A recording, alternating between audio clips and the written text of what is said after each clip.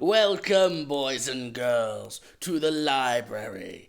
I am the librarian. Oh, I know what you're thinking. A library? How boring. Well, rest assured, this is unlike any library you've ever stepped foot in before. Here we house tales from the most twisted and sadistic minds imaginable. So join me. Turn out the lights, settle down, and prepare to be terrified. A ribbon of moonlight hugged the barrels of the shotgun, breaking and mending itself as the hunter's moon shone through the wooded canopy above. Yesterday this land had been cleared to the stumps. Tony picked his way through the undergrowth, knuckles taut around the stock of the rifle, teeth clenched. It was impossible. Every day he cleared acres of woodland, every night it was back.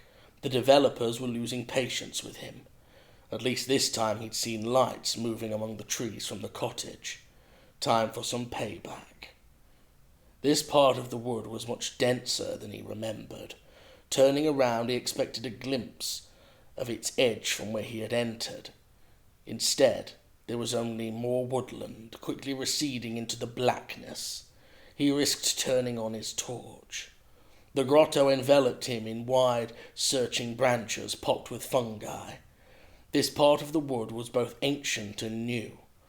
Wildflowers gathered around the foot of every tree trunk, picked out by the beam of the torch. Bluebells, muskmallow, and foxgloves, luminous despite the gloom. Hello.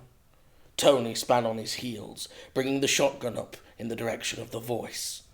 A woman stood behind him, holding up one arm to shield her eyes from the torch now shone upon her. She took 2 steps forwards. Tony lowered his gun. What are you doing out here? This is private property. Stern at first, Tony softened as he tilted the torch groundward, revealing her fully. She pushed a lock of dark hair away from a freckled cheek, revealing a sharp peak to her ear, almost hidden behind the flower of a cowslip she had tucked behind it. With tentative footsteps, she moved closer. Tony followed the sweep of her thighs up past the rise of her belly, bare despite the October chill.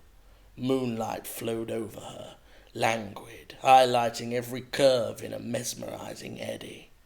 Transfixed yet sensing danger, Tony thought to run with legs no longer willing. Drawing closer, she smiled with golden eyes, the color of the hunter's moon. Slowly taking his hand, she stepped into him for a kiss, holding her body against his. Paralyzed, feral urges raced at her touch. Her scent was of rainstorms, her taste was of honey. Forgetting her transgression, he surrendered into her, letting her gently kiss him to the floor, to lose each other amongst the roots, cradled by the earth. Tony awoke back in the cottage at the usual time. Surprised at the dullness of the hour, he stumbled to the window and pushed back the curtain. Recoiling, he opened the door to confirm his plight. A tree fully grown like the spontaneous regiments of trees that now stood behind it was blocking his exit. The whole cottage was surrounded by an army of flora, suddenly unrelenting, immovable. Tony's lips burned. He coughed and began to gag as something pushed its way up his throat. He fell to his knees. Blades of grass began bursting out of his flesh in bloodied clumps. His skin split. Tendrils of thorns snaked out and around his body, feeling their way to his neck before slicing their way around and in once more. Tony dropped fully onto his side as a single bud emerged from his open mouth, searching upwards to bloom, golden like the hunter's moon.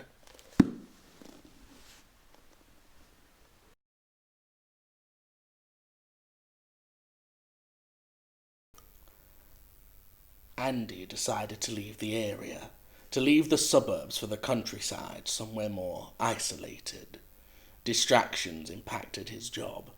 It was time for a fresh start. Andy's heart sank as he pulled up. He didn't recall the house being this dilapidated in the photos.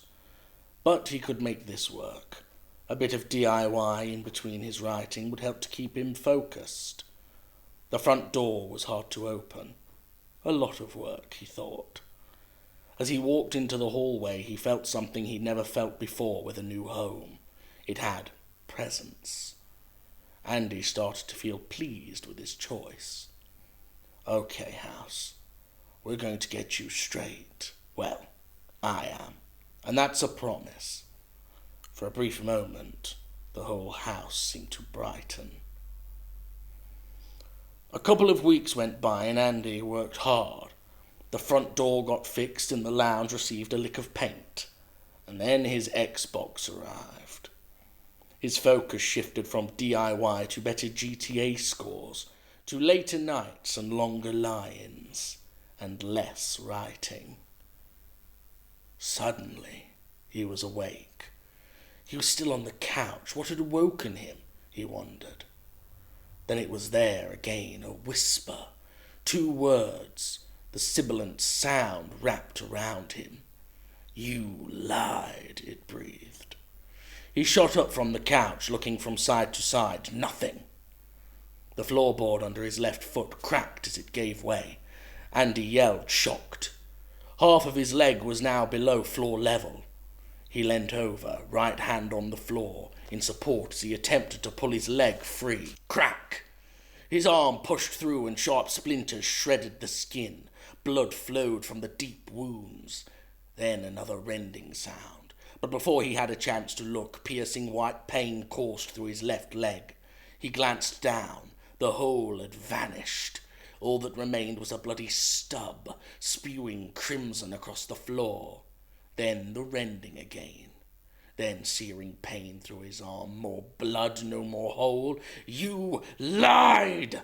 The house roared as it shook with anger. What was left of Andy twitched one last time.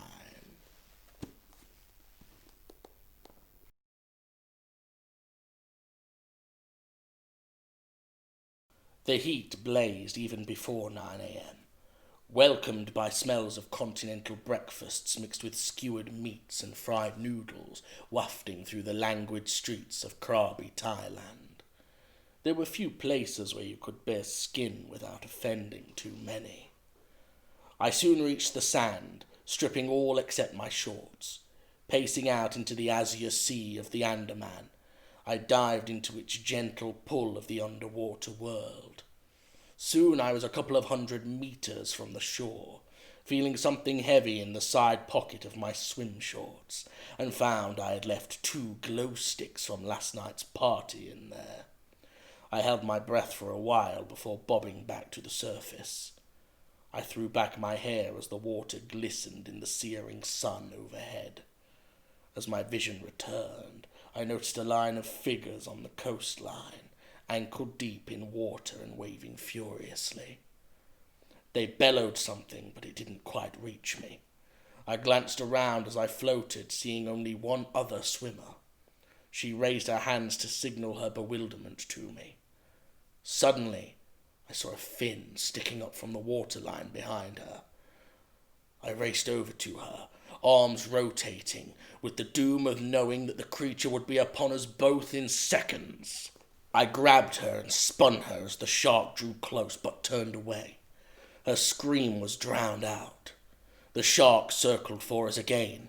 I reached for the glow sticks, cracked them in my hands. They lit a bright red and yellow. I dropped them one at a time behind us as we swam furiously towards the beach. They distracted the shark, but only slowed it. A second after the terror of seeing several rows of razor-sharp teeth widen, a burst of blood and bubbles erupted from its side. It thrashed for a moment as a harpoon had pierced it from the coastline. Its blood plumed like smoke as it sank before me and my new friend, and I guessed that the meat that we might have on the skewers might be different by dinner time.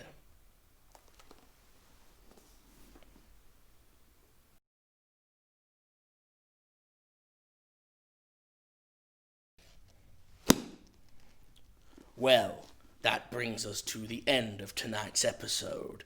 Now run away, children. Run away back to your beds and get some sleep, if you can.